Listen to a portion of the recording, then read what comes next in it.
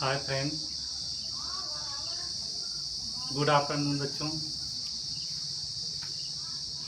आज हम आपको भौतिक विज्ञान कक्षा 12 के अध्याय 1 स्थिर वैद्युतिकी के अगले लेक्चर में आपको कूलाम के नियम का सदिश निरूपण पढ़ाएंगे।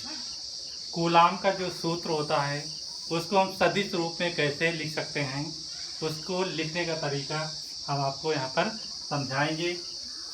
देखिए यहाँ पर पहले आप लोग समझ लीजिए कि कोई भी सदिश होता है। पहले समझिए, यहाँ पर मान लेते हैं कोई क्षेत्रफल छोटा सा है। ये क्या है? छोटा सा क्षेत्रफल है और इसको हम किससे शो करते हैं? ए से। अगर क्षेत्रफल मान लेते हैं यहाँ पर ये क्या है? इसका क्षेत्रफल है। इसका क्षेत्रफल मान लेते हैं ए है, तो जो क्षेत्रफल वेक्टर ए काम करेगा, एरो काम करेगा, वो क्या है? सीधा इसके बाहर की ओर काम करेगा। इसके कहाँ की ओर? सीधा बाहर की ओर। तो यहाँ पर जो क्षेत्रफल बनाया गया है ए, इसमें जो वेक्टर ए काम करेगा, क्षेत्रफल वेक्टर काम करेगा, वो सीधा कहाँ काम करेगा? ऐसे। तो हम इसको ऐसे दिखा नहीं सकते, लेकिन इसको हम ऐसे दिखाकर लिख देंगे वेक्टर ए। ये क्या बच्चों? सीधा ऐसे दिखाई दे रहा है, ये वेक्टर ए है। तो किसी भी क्षेत्रफल का जो स्थिर सदिश दिखाया जाता है वो हमेशा एरो लगाकर दिखाया जाता है। अब मान लीजिए इस वेक्टर का जो, अब देखिए जब इस पर एरो लग गया तो ये वेक्टर हो गया। इस वेक्टर का एकांक सदिश दिखाना है तो एकांक सदिश हमेशा इसी दिशा में ऊपर की ओर लगता है। क्षेत्रफल वेक्टर की ही दिशा में ऊपर की ओर लगता है और इसको हम कैप से दिखाते हैं। और इसको क्या बोलते हैं? ए कैप को बोलते हैं, क्या जानते हो? इसको बोलते हैं एकांक सदिश, इकाई सदिश या एकांक सदिश। देखिए अब कोई सदिश राशि लिखना है, जैसे इसको लिखना है, ये सदिश है, ये क्या है? सदिश है। सदिश को लिखते समय क्या है? उसका क्षेत्रफल लिखेंगे, या मतलब कोई भी सदिश लिखेंगे तो उसका परिमाण लिखेंगे। ये क्या है? परिमाण। परिमाण को हमेशा ऐसे लिखा जाता है। और यहाँ पर इसका इकाई सदिश लिखा जाता है। ये क्या बताता है? ये बताता है दिशा को। ये क्या है? हमारा सदिश है। और ये हमारा क्या है? परिमाण। परिमाण मतलब शुद्ध मान, इसका अंकीय मान आएगा। तो किसी भी वेक्टर में अगर मॉड लगा दिया जाए तो वो क्या आता है? उसका परिमाण आता है, अर्थात उसका सीधा शुद्ध मान आ जाता है। तो यहाँ पर एरो हटाकर केवल ए लिखेंगे। तो यहाँ पर जो मॉड ए लिखा गया है, अगर इसमें मॉड लगा दिया गया है वेक्टर में, तो इसका मतलब इसका क्या आ गया? परिमाण। ये हमेशा किसको शो करता है? परिमाण को शो करता है। किसको शो करता है? परिमाण को शो करता है। यहाँ पर एक क्या आ जाएगा? ए एरो इक्वल टू आ जाएगा ए कैप आ जाएगा। ये क्या है? सदिश है, ये हमारा परिमाण हो गया। और ये क्या है? दिशा को प्रदर्शित करेगा। अब आपको बताएं कूलाम का नियम क्या था। कूलाम का नियम आप लोग पढ़े थे। कूलाम का नियम देखिए, यहाँ पर दो आवेश थे, Q1 और Q2। इनकी प्रकृति आपको पता नहीं है कि दोनों किस प्रकृति के हैं। वो धनावेशित भी हो सकते हैं, ऋणावेशित। उनके प्रकृति के आधार पर उनके बीच विद्युत बल लगेगा, या तो आकर्षण का हो सकता है या प्रतिकर्षण का। तो स्थिर विद्युत बल दो प्रकार से हो सकते हैं, या तो आकर्षित हो जाएंगे या प्रतिकर्षित। इसका कारण आपको बताया गया है कि सब जब इनमें समान आवेश होगा तो ये क्या हो जाएंगे? प्रतिकर्षित, दूर हटेंगे। जब अलग अलग आवेश होगा, प्लस माइनस में होगा, तो ये आकर्षित हो जाएंगे। मान लेते हैं इन आवेशों को एक स्थित रेखा में दिखाया जाए, सीधी सरल रेखा में दिखाया जाए, तो इनके बीच की दूरी हम r मान लें। तो कूलाम का नियम क्या था बच्चों? कूलाम का नियम था F बराबर K Q1 Q2 अपान R स्क्वायर। सॉरी, यही था, यही कूलाम का नियम था। तो बच्चों यहाँ पर जितना बताया गया है उसको आप जरूर से जरूर समझ लीजिए, नहीं तो आपको यहाँ पर दिक्कत होगी। अब आपको हम बताएंगे सदिश निरूपण कैसे करते हैं। दो बिंदु आवेश किसी XY तल में स्थित है, किसी XY तल में स्थित है। दो बिंदु आवेश क्या है? किसी XY तल में स्थित है। यहाँ पर XY तल बना लेते हैं। ये क्या है? X तल है और ये क्या है? Y तल। अक्ष मानते हैं, यहाँ पर इसको अक्ष लिख लेते हैं। देखिए यहाँ पर एक बिंदु आवेश यहाँ पर है, एक बिंदु आवेश यहाँ पर है, इसको नाम हम दे देते हैं Q1, और एक बिंदु आवेश यहाँ पर है, इसका नाम दे देते हैं Q2। इन दोनों की प्रकृति भैया नहीं पता है, ये समान भी हो सकते हैं और अलग अलग आवेश वाले भी हो सकते हैं। अब देखिए यहाँ पर ये हमारा मूल बिंदु है, इसको क्या बोलते हैं, मूल बिंदु। ओ से होता है ओरिजिन, और ये इसको क्या कहते हैं हिंदी में, मूल बिंदु बोलते हैं। क्या बोलते हैं, मूल बिंदु। अब देखिए मूल बिंदु से जो हमारा Q1 सदिश दिया गया है, Q1 आवेश दिया गया है, मूल बिंदु से इसका स्थित सदिश कितना है जानते हो, इसको हम मान लेते हैं R1 से। ठीक है, Q1 आवेश के लिए हम R1 स्थित सदिश मानेंगे। तो इसी प्रकार क्या है, मूल बिंदु से Q2 के लिए जो हमारा स्थित सदिश होगा उसको R2 एरो से मानेंगे। ठीक है बच्चों, अब देखिए यहाँ पर क्या होगा, इसमें दो कंडीशन उत्पन्न होगी। देखिए यदि हम इस तरफ से चल रहे हैं, R2 के तरफ से चल रहे हैं, तो Q2 किस पर निर्भर होगा, Q1 पर। किस पर निर्भर होगा, Q1 पर। तो एरो हम दिखा देंगे इस तरफ। जब हम R2 की तरफ से Q2 की तरफ से चलेंगे, जब ओरिजिन से Q2 की तरफ से चलेंगे तो एरो हम इस तरफ दिखाएंगे। अब देखिए यहाँ पर इसका स्थित सदिश क्या होगा, Q1 के लिए जो स्थित सदिश है वो क्या हो जाएगा, ध्यान दीजिए। Q1 पर स्थित सदिश है ना, ध्यान समझिएगा। जब देखिए यहाँ पर हमें, जैसे यहाँ पर है ओरिजिन से Q2 की ओर आ रहे हैं बच्चों, ध्यान दीजिएगा। तो हम R2 ले रहे हैं, यहाँ से हम यहाँ आएंगे Q1 की ओर, तो यहाँ पर R1 लेंगे कि नहीं लेंगे, R1 लेंगे ना। जैसे यहाँ से ओरिजिन से Q2 की ओर जा रहे हैं तो R2 लिया। अब यहाँ से मान लेते हैं कि हम Q2 से R1 की तरफ, जिस तरफ जाएंगे उसको हमें पहले लेना है। तो R1 की Q1 की ओर पहले जा रहे हैं, तो यहाँ पर क्या लिखेंगे, R1 पहले लिखा जाएगा। और किसकी ओर से जा रहे हैं, तो यहाँ पर 2 से जा रहे हैं की ओर, तो 2 को बाद में लगा देना है। मतलब कि Q1 का स्थित सदिश है, इसका स्थित सदिश है कौन, R12 भैया ध्यान से देखिए क्या शो करता है, Q1 का स्थित सदिश है Q2 की ओर से। इसी प्रकार इसको हम दिखा सकते हैं कैसे, मान लीजिए अब हम इस तरफ से आ रहे हैं तो इसका स्थित सदिश ऐसे होगा। और इसके लिए क्या लिखेंगे हम, इसके लिए लिखेंगे, देखिए जिसकी ओर बताएंगे, आपकी बार Q2 की ओर बता रहा है, एरो किसको बता रहे, Q2 की ओर, तो इसके लिए लगाएंगे 2 पहले और 1 बाद में। 1 की तरफ से 2 की ओर है, Q1 की तरफ से Q2 की ओर है, तो यहाँ पर क्या है 2, जिसकी तरफ होता है उसको पहले दिखाते हैं और जिस ओर से होता है उसको बाद में दिखाते हैं। ये हो गए, तो ये इसके लिए स्थित सदिश है और ये इसके लिए स्थित सदिश है।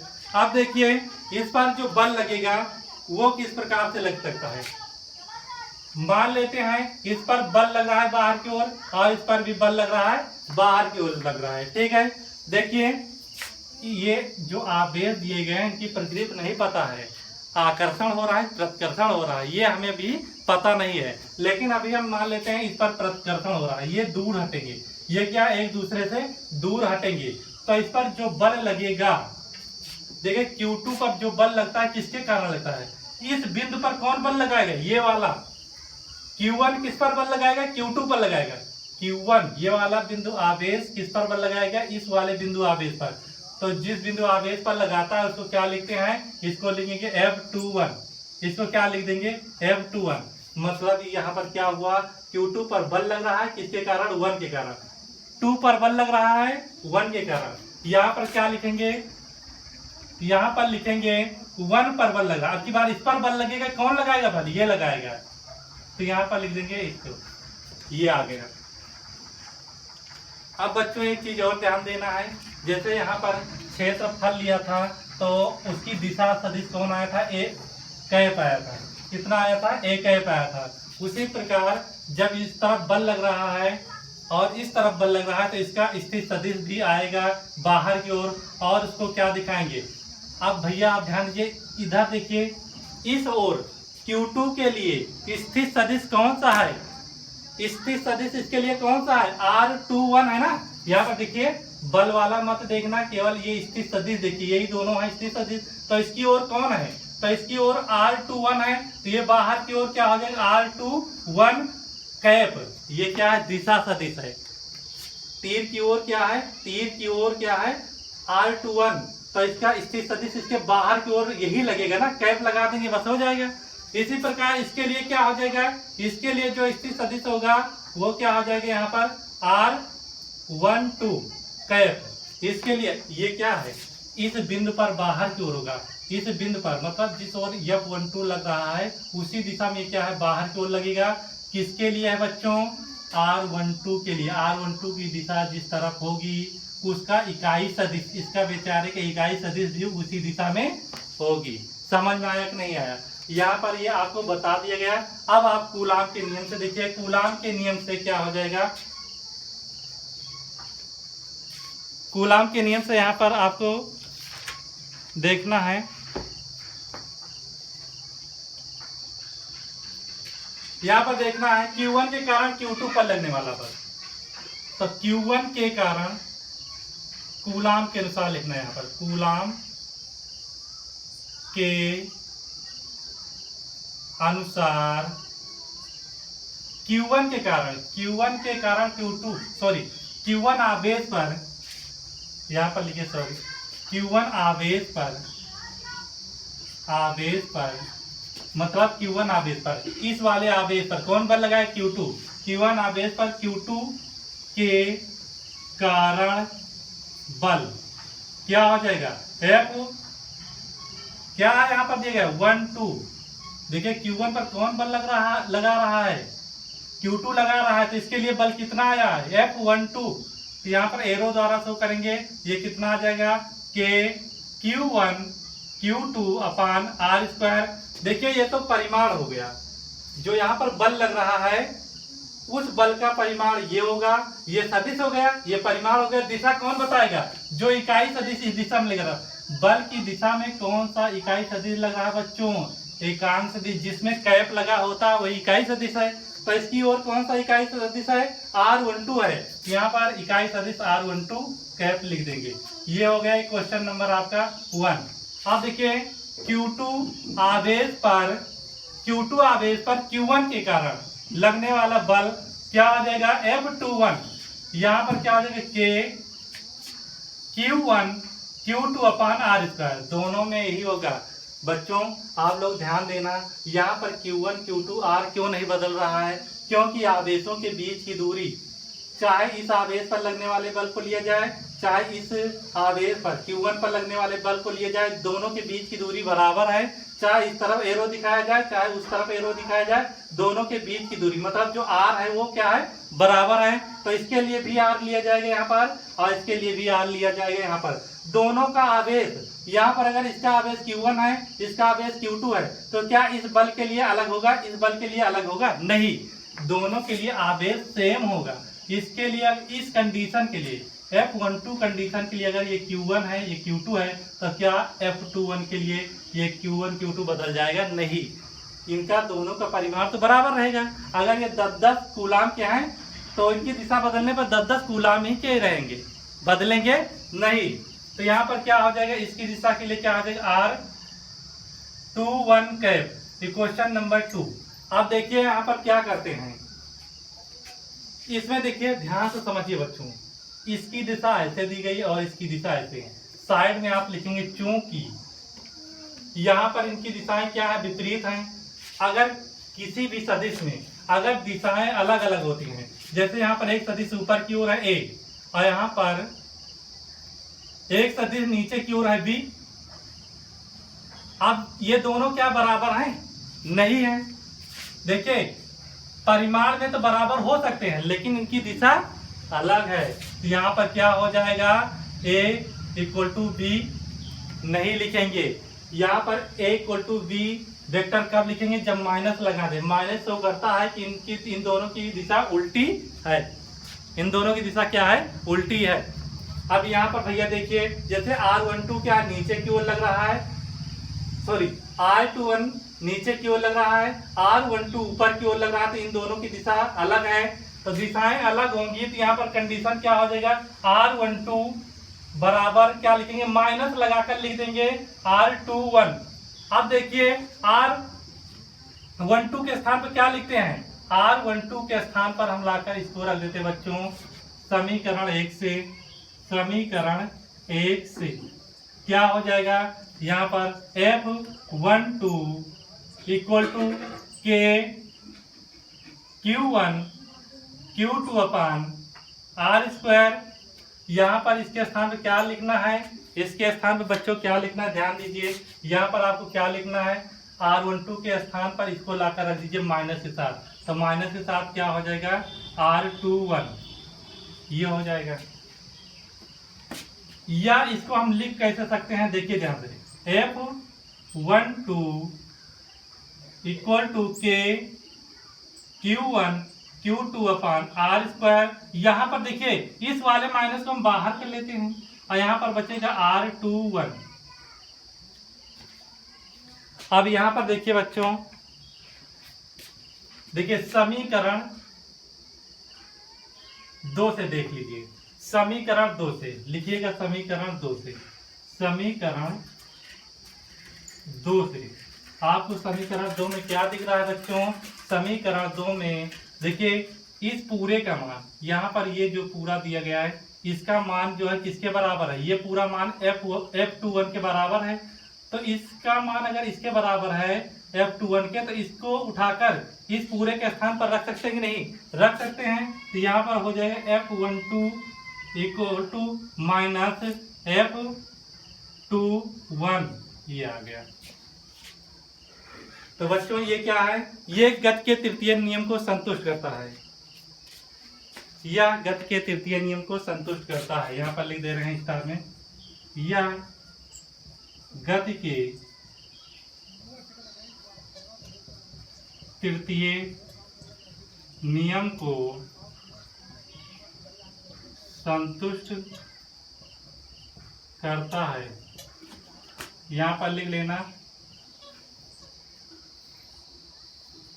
यह गति के तृतीय नियम को संतुष्ट करता है। तो बच्चों ये आपको समझ में आ गया होगा, इसको आप लोग नोट कर लेना। अब आपको बताएं विद्युत क्षेत्र। विद्युत क्षेत्र क्या होता है, कोई दबंग होता है या डॉन होता है तो उसका क्षेत्र होता है कि उसका दबदबा वहां तक होगा भैया, ठीक है। इसी प्रकार अगर कोई चुंबक है तो चुंबक के चारों ओर उसका दबदबा होता है, अर्थात किसी कील को लाते हैं लोहे की तो क्या कर लेता है, आकर्षित कर लेता है या तो धकेल देता है। लेकिन ऐसा नहीं कि चुंबक यहाँ रखा 1 किलोमीटर लेकर जाओ लोहे कील को चिपकाओ तो नहीं चिपकेगा या ना प्रतिकर्षित होगा, उसके क्षेत्र के अंदर होगा तभी ये आकर्षित करेगा या तो प्रतिकर्षित करेगा। समझ में आ रहा नहीं, मान लेते हैं ये यहाँ पर ये क्या है, एक बिंदु आवेश है। अब इसके चारों ओर क्षेत्र ये है रे, ठीक है। अब इसमें कोई अन्य आवेश लाया जाएगा, जैसे ये बिंदु आवेश है, ये धन आवेशित है, तो इसका क्षेत्र इसके चारों ओर होगा।